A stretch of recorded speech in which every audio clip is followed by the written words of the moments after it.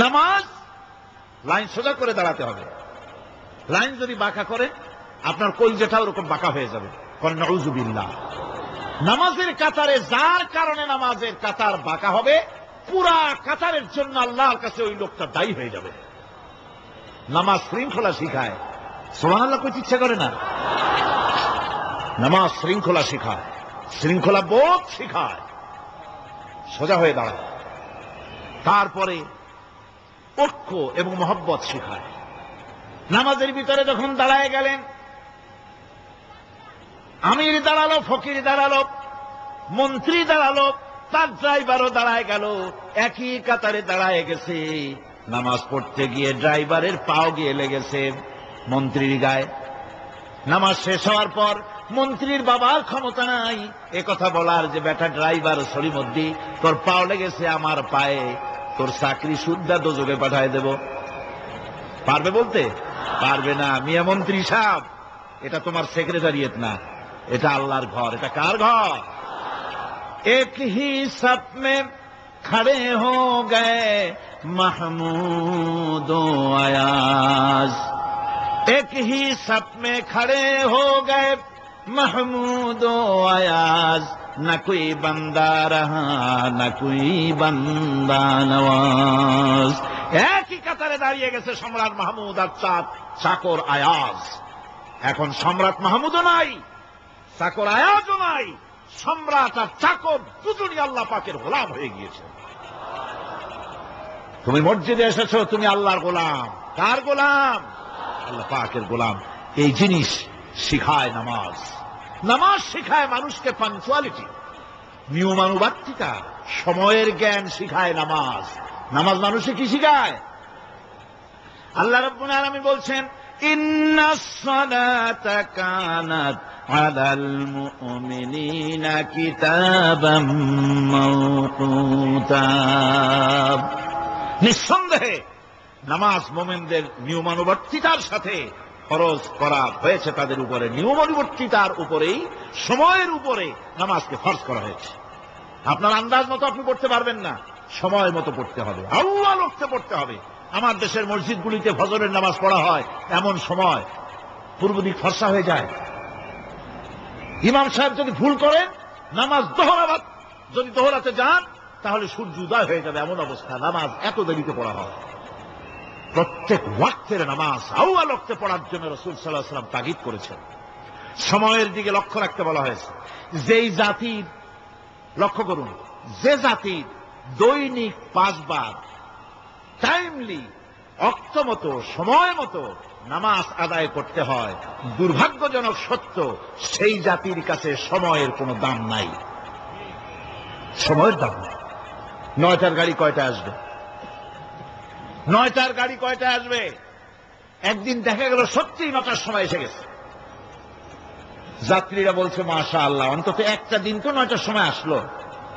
Station master বলছে না, খুশি হওয়ার কারণ নাই, আজকের না, এটা গতকালকেরটা। আমার আমেরিকার সফরের সময়, যে বাড়িতে আমি আমেরিকায় থাকি, কুইন্স এলাকায়, নিউ ইয়র্ক সিটিতে, সে বাড়িওয়ালা চাকরি করে। সে আমাকে বলল 10টি বছর আমি একটা ট্রেনে যাতায়াত করি। সে বলছে রাত 3:45 ট্রেনটা আসে, ওই ট্রেনে চড়ে সে তার কর্মস্থলে যায়। বলল 10টা বছর আমি এখানে আছি, 10 বছরের ভিতরে এই ট্রেনটা 1 মিনিটের জন্য এদিক ওদিক করলো না, ঠিক 3:45 এসে হাজির হয়ে গেছে।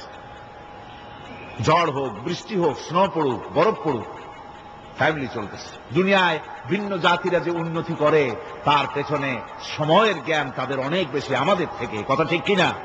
আমাদের সময়ের জ্ঞান নাই, সময়ের কোনো মূল্য আমরা দেই না। 2টার সময় মিটিং হবে, মন্ত্রী সাহেব আসেন 5টার সময়, ঠিক কিনা? বক্তৃতার জন্য সময় দেওয়া হয়েছে 20 মিনিট, নাহমাদু ওয়া নুসাল্লি আলা কইয়া সুর দিয়া 35 মিনিট গেছে নাহমাদু কইতে কইতে। সময় 20 মিনিট, তার মনেই নেই। এই যে সময়ের জ্ঞান নাই, এটা ব্যর্থতা। নামাজ মানুষকে সময়ের জ্ঞান শিখায়। কোন আলহামদুলিল্লাহ। এই সময়ের জ্ঞান আমাদেরকে শিখতে হবে।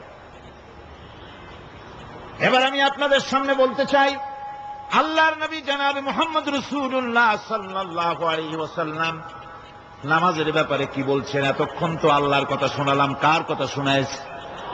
আমার আল্লাহর নবী বলেন, নবীকে প্রশ্ন করা হলো, ইয়া রাসূলুল্লাহ আইয়ু শাইইন আহাব্বু ইনদাল্লাহি ফিল ইসলাম, ইসলামের মধ্যে আল্লাহর কাছে কোন জিনিসটা বেশি প্রিয়? আল্লাহর কাছে ইসলামের কোন জিনিসটা বেশি প্রিয়? হুজুর বললেন, আস-সালাতু লিওয়াক্তিহা, মান তারাকা সালাতান ফালা দীনা লাহু ওয়াস-সালাতু ইমাদুদ্দিন। আল্লাহর কাছে সবচাইতে বেশি প্রিয় হচ্ছে নামাজ। সবচাইতে প্রিয় কি? নামাজ। ওয়াক্ত মতো নামাজ আদায় করা আল্লাহ পাকের বেশি প্রিয়। আর এই নামাজ হচ্ছে দ্বীনের খুঁটি। এটা দ্বীনের কি খুঁটি? এই যে খুঁটিগুলো আছে, খুঁটিগুলো ফালাই দিলে তারপর আপনার এই প্যান্ডেল থাকবে? থাকবে না। বিল্ডিং এর পিলার ভেঙে দেন, বিল্ডিং টিকবে? ঘরের খুঁটিগুলি উড়ায় ফেলেন, ঘর টিকবে? টিকবে না। দ্বীনের খুঁটি হচ্ছে নামাজ।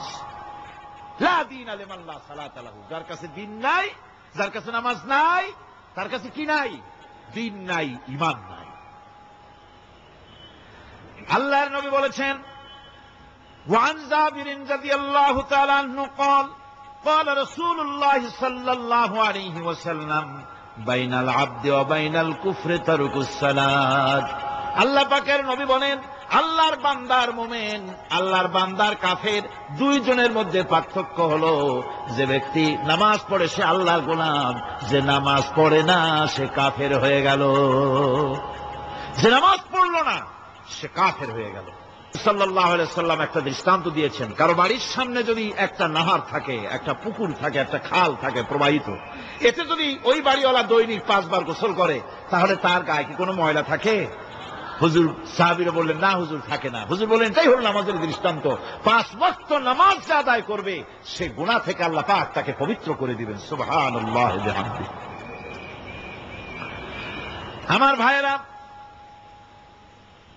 নামাজ পড়লে পরে এক জুমা থেকে আর এক জুমা পর্যন্ত মানুষ যে সমস্ত গুনাহ করে, কবিরা গুনাহগুলি বাদে, শিরক আর কবিরা গুনাহগুলি বাদে যত গুনাহ আছে তার কাফারা হয়ে যায়। নামাজ যে সঠিকভাবে আদায় করবে, এই নামাজটা একটা কঠিন কাজ। নামাজটা কি কাজ? কে বলতেছেন এ কথা? আল্লাহ পাক। ওয়া ইন্নাহা লাকাবীরাতুন ইল্লা আলাল খাশিঈন। নামাজ একটা ভারী জিনিস, একটা কঠিন জিনিস। কাদের জন্য কঠিন নয়? যারা নাকি আল্লাহ পাককে ভয় করে। আল্লাযীনা ইয়াযুন্নুনা আন্নাহুম মুলাকু রাব্বিহিম ওয়া আন্নাহুম ইলাইহি রাজিউন। যারা নাকি একথা মনের ভিতরে ধারণা করে যে আল্লাহ রব্বুল আলামিনের দরবারে আমার হাজির হওয়া লাগবে, মোলাকাত করা লাগবে, এই চিন্তা যারা করে তাদের জন্য নামাজ মোটেই কষ্টকর নয়, নামাজ মোটেই তাদের জন্য অসহনীয় নয়, বোঝা নয়, ভার নয়। তারা নামাজ আদায় ঠিকই করবে। এই জন্যে বিবি বাল বাচ্চা সকলকে নামাজের জন্য তাগিদ করতে হবে। যত ভাই এখানে এসেছেন নিজেরা পড়বেন, বিবি বাল বাচ্চাকে তাকিদ করবেন। আল্লাহ পাক বলছেন, وَأَنذِرْ عَشِيرَتَكَ الْأَقْرَبِينَ। তোমার নিকটবর্তী যারা আছে তাদেরকে তুমি আল্লাহর ভয় দেখাও। নামাজের জন্য তাদেরকে বলো, আল্লাহর ভয় তাদের অন্তঃকরণের মধ্যে সৃষ্টি করে দাও। আর এই নামাজ পড়তে হবে জামাতের সাথে। নামাজ পড়তে হবে কিছুর সাথে? জামাতের সাথে। রাসূল করিম সাল্লাল্লাহু আলাইহি ওয়াসাল্লাম বলছেন, হুজুরের কাছে, আল্লাহর নবীর কাছে, হযরত আবু হুরায়রা রাদিয়াল্লাহু তাআলা আনহু হাদিসটি বর্ণনা করেছেন। হুজুরের কাছে একজন অন্ধ লোক এলো। সেই অন্ধ লোক এসে বললেন, হুজুর, আমি তো চোখে দেখি না, জামাতের যে গুরুত্বের কথা আপনি বললেন, আমাকে কি রুখসত দেওয়া যায় নাকি? আমি অনেক সময় সাথী সঙ্গী পাই না, আমাকে কি রুখসত দেওয়া যায় নাকি? হুজুর বললেন, হ্যাঁ, তোমাকে